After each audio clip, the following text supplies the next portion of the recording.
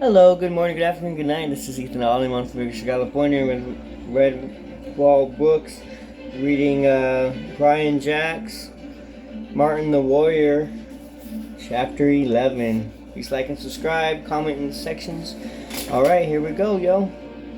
When the rain stopped, Martin felt his footpaws touching the solid ground beneath the water. He stood upright, with the sea lapping his neck, shaking Rose and Grum, who had both fallen asleep. "Land, we've made it. Help me push these oars ashore." Hardly feeling the wood of the paddle, their bodies numbed from the constant immersion in cold water, the three friends crawled out of the sandy beach situated at a foot of high, dark cliff formations. They sat on the sand, shivering and hungry, their teeth chattering and paws trembling uncontrollably. Through the salt-bearded eyes, Grum peered up at the cliffs. "Wonder what's up there." Martin rose, stiffly massaging his limbs. "Some shall cave here when we shelter for the night, I hope. Do you two want a rest here while I take a look?" Rose and Grum staggered on their paws. "I don't like it here. Grum and I will go with you." "It is creepy around in here." The rocks and the dark, slippery were from the rain. Martin went from in the front and Rose bringing up the rear. They kept Grum in the middle, as he was not a very good climber. Moles seldom are. Holding the paddle between them, they strove upwards, scrambling and sometimes sliding back in the darkness. After what seemed an eternity of grappling with the wet cliff face, they rested in a narrow ledge. The three friends sat, catching their second wind, listening to the tide far below as it surged and hissed along the night-cloaked shore. Martin peered upwards. "I think if we climb a little further there is a much broader ledge above us. There's bound to be some sort of cave or crevice where we can shelter." "Could I stay here?" sighed wearily. "My pesky old paws be gone to sleeping, oh I." Rose rubbed her mole friend's paws vigorously. "Poor Grum. Champion diggers can't be champion climbers too. Not far to go now, and you can have a good sleep. I'll get breakfast tomorrow so you can have a little extra lie-in." The offer perked Grum up to no end. "Brr, the ain't keep calling me Miss Rosa. You be a good beast." Martin gave an involuntary shiver. "There's something about this place I don't like. Still, this is where we landed up. The beggars can't be choosers. Come on, beggars can't be choosers." All three had their paws on the rim ledge after a short climb. Nets hurling down on them, enveloping them. Tough woven mesh-up of kelp weighted down and all around with stones. The friends were swept from the rock face, held, dangling their paws, tails and heads entangled in snarling nets. Tiny dark shapes, masses of them, gibbered and pranced on the broad ledge as they hauled their catch swiftly upwards. It was over in a flash. Martin, Rose, and Grum were landed like fishes and swiftly clubbed into unconsciousness. Oh no. Swimming up through the darkness, Martin's head lanced with pain as he opened his eyes in bright sunlight. A stick prodded him sharply in the back. "Wake up, Alice, wake up! Make a mountain! Plenty good on your chin." The young mouse opened his eyes fully and saw he was boxed inside a stout wooden cage. Tiny mice-like creatures with long wiggly snouts surrounded this cage. They danced up and down with excitement. One more rolled some, then the rest darted forward and jabbed Martin's paw with a sharp stick. Gotcha, bigger mouse. Hit a hit. Not so bigger now." The young mouse reacted speedily. With a swipe, he snapped the stick, baring his teeth savagely as he gripped the wooden bars. "Get off with it, you gibbering little idiots. Leave me alone," he shouted so loud that the tiny creatures scattered like chaff before the wind and clapping paws over their ears. Martin glared through the cage at them, growling fiercely. "Keep your distance or I'll eat you all." He clashed his teeth in several times, sending fresh pain waves through his throbbing head. Rubbing a sizable bump on the back of his skull, Martin looked around and took stock of his position. His cage was at the entrance of a large cave. On the opposite wall he could see 2 other wooden cages in which the senseless forms of Rose and Grum lay. More tiny creatures passed, giving him a wide berth. Then they carried several fish which had been lashed in different poles. Smelt shanties and butterfish they had brought up from the shore. Behind them, carrying nets and fishing gear, came a hedgehog. His footpaws had been bound to a heavy log, and he was forced to tow in his wake. Martin shook the cage bars, calling to him. 1 second for the advertisement.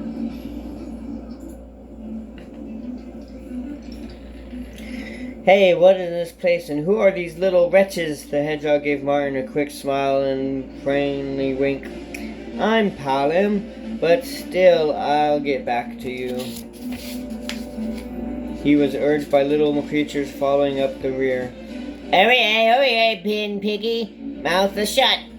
And they passed into the recesses of the cave. Grum stirred. Whoa, my bow, it's been bumping and banging awfully. The sound of Mole's voice seemed to awaken Rose. Immediately she was up on her paws, and despite her aching head, she battered and tugged at the bars of her cage. Let me out of here this instant, don't you hear? Let me out! Grum held paws over his ears. Oh, don't you make such good noises, missy. You're hurt me brains. Martin had relieved his friend, had suffered no permanent damage. Grum's right, Rose. Best lie still. How do you feel? Mousemaid managed to wan a smile. Apart from being caged up with an ache on my head and a bump like a thrush's egg, plus a raging thirst and an empty stomach, I'm fine. How were you this morning? Martin grinned wryly. Actually, I feel pretty silly. Wait till you see the beast who did this to us. As if on cue, several tiny creatures materialized out of the dimness of the rear of the cave. Grum nodded. Pygmy shrews. Oh, I've known. Pygmy shrews? Martin echoed the name of the questioning. The hedgehog came lumbering up to them, surrounded by pygmy shrews. They chattered ceaselessly in their odd dialect, some of them sitting impudently on the hedgehog's towing law, their ride owing to the burden of being dragged along. It didn't seem to bother him unduly. He smiled in a foolish, disarming way. Hello there, I'm Palom. Listen, they never look angry in front of pygmy shrews. Smile all the time. It confuses them. Martin pasted a large grin from his face as he introduced himself and his friends. The shrews were never still, hopping, jumping, dancing, gambling on in an inevitable manner. One who had jabbed Martin with a stick began to do it once more. The young mouse dodged this and that to avoid the sharp wood, grinning furiously as he spoke from between clenched teeth. Palom, let me tell you something, friend. In a moment I'm going to grab that stick and stuff it up that little wench's long, squiggly excuse for a nose. Palom shook his head, smiling. It'd be the worst day work you ever did, Martin. These are babies. Squidgies is their proper title. The tiny scum poking you through the stick is the worst brat of all. That's Dinger, one and only son to their hair, Ablaja, queen of the pygmy shrews. She'd have you killed for sure if you laid paw on her little darling. Wait a moment, I think I can stop him. Turning to the offender, Palom addressed him in pygmy shrew language. Higig dinage good de good. You pokemore bigamouse. Dinger went stalk instantly and began trying vainly putting his spiky hide with the stick. Penny Piggy, shut him out! No tell Dinger what to do! Palom chuckled as the infant flared unsuccessfully at his spikes. Contrary little snips, best way to stop them is to encourage them. They'll always do the opposite what you want, especially this one. Rose wiped a paw across her parched lips. Palom, is there any chance of getting some food and water? The tiny drums surrounded within the cave. Palom held up a paw. That'll be the queen of Blaya. When you speak to her, bow your head and call her Balamum. Be very respectful. She's vindictive and all-powerful around here. Don't mention the word Higig. That means you are laughing, and she might think you are laughing at her. Please do not do as I say and leave the rest to me.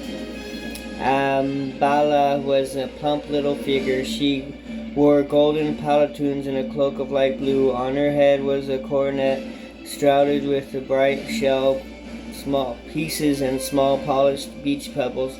A seagull feather stuck up at the back of it, and she had not been such an important personage. The three friends would have burst out laughing at the comical sight she made. Drawing herself up to the peak of her minuscule height, she pointed a tiny sword at Martin. Big Mouse, you! What namesake? Oh, Balaam, I am Martin. The mouse bowed. The other mouse is called Rose, and the mole is Grum. We mean you no harm.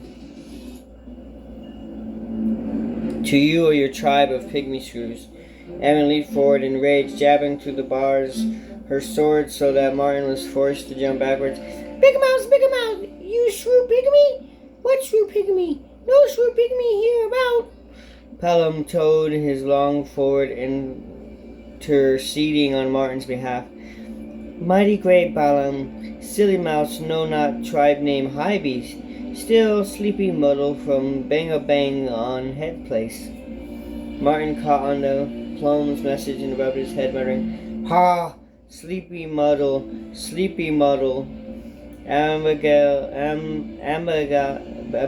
Abigail squinted suspiciously for a moment. Before she appeared satisfied, then she broke into laughter. Sorry about the train.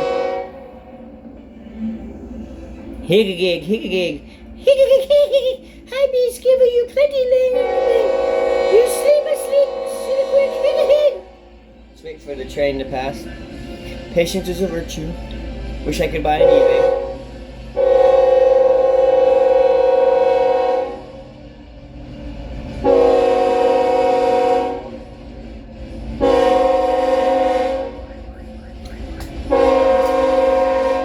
Martin nodded ruefully. High beasts, mighty warriors, bang-a-bang, plenty hurt. Cullen winked approvingly at Martin before tackling Abigail on behalf of her captors. Oh, Balodum, no give these silly beasts mouse food or giga drink. They not be overwood and care take scribbagees. Balabum kill 'em dead. The queen made as if to kick Palom, but did not because of his spikes. She drew herself up and proclaimed regally, Palamon say this, no feed lazy mouse, work neat, bring overwoods, silly beasts make good, squidgy nurses. The pygmy shrew tribe laughed with her as they jigged and covered about the cave. Palom looked astonished at the queen. Great Balamon, wisest high beast, how you think of this? Abigail curled her lip disdainfully. That cause me not been piggy, me balloon. Ho, high beast. Later that afternoon, the three friends sat eating nut-studded shrew bread and drinking dandelion cordial like Pelham. Their paws had been skillfully bound to hefty logs when they had to drag around as they walked.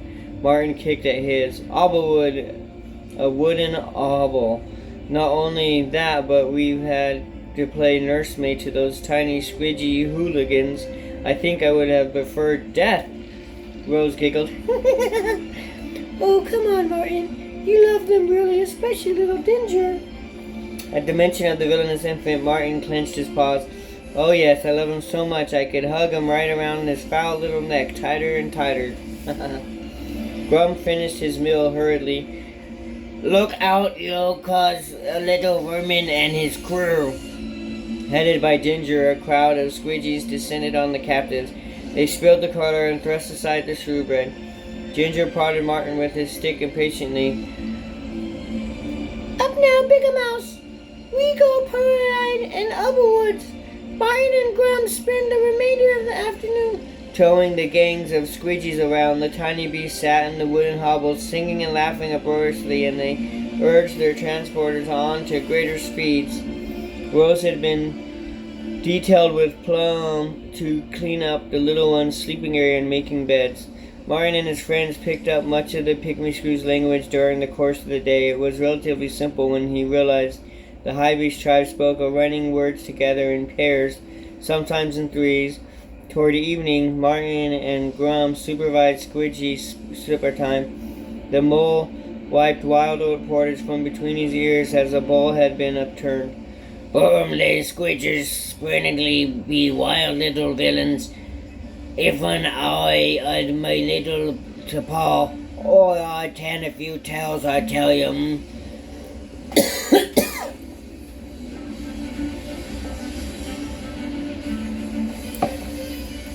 The Squidgies, who could not understand a single word of mole talk, chuckled badly as the squirrel squirted strawberry cordial from their mouths at the mole. Martin sighed and fixed a smile on his face beginning to hurt. They've got table manners of a wolf pack. Great seasons. Look at the way they wasted food and messed it about. Palom and Rose appeared, smiling dutifully. Come, sleepy time, scribbity babies, sleepy time. This was a signal for the mass escape. The infant pygmy shrews fled, squealing to hide, wanting the captives to chase them. Cactus, catchy mouse, catch us, catchy mouse.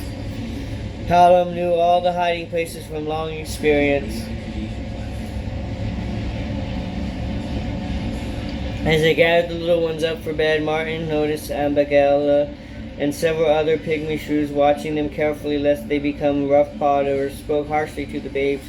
Squidgies were almost revered in the high beast tribe. The tiny beasts ran pulled over the newly made beds, flinging the covers about and trampling pillows. What do we have to do to make these rogues sleep, Palom? Martin groaned. Sing a song. Sing a song, sing a song. Instantly the Squidgies flung themselves flat on their beds, straightening the covers about them and plumping pillows as they called out, Sing a song, we want to sing a song. Palom immediately began singing. Go to sleep, you filthy bunch. I'd love to lay you out with a punch. How'd you win a mother's heart with a squiggly trunk like a eel's black part? As the awful smell, the reason you haven't been washed all season. So go to sleep in your scruffy beds. May nightmares enter your beastly heads. And when sunlight heralds the new daybreak, you may wake with a tummy ache. Strangely, the Squidgies fell half asleep, smiling and yawning, and mumbled, Very nice, sing a more. Stuffled and chuckled, Grum took over the deep, soothing bass. You my dreadful, horrible crew, and all I want and give to you, supper no dinner, no breakfast or tea, I'd spank the daylights out of ye, and I'd make ye wash ye times a day, till you bad manners are scrubbed away. Tiny snores announced that the Squidgies were all asleep. Rose mopped her brow with relief. Woo! Thank the seasons the little monsters are finished for the day. Small wonder their mothers don't look after them. Palom pointed to small spare mattresses in the corner. All right, you can stop smiling now and get some rest. Lie there and relax, and I'll get some supper for us. I think I saw a big mixed fruit pudding with cream and some new cider. Grum flopped down thankfully and swiftly, followed by Martin and Rose. Their wooden hobbles clamped together noisily as Rose winced as she held up a paw. Shh, not so much noise, you might waken the monsters.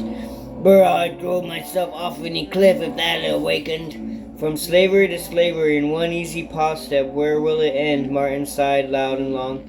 Rose shook his paws comfortingly. In Noonville someday.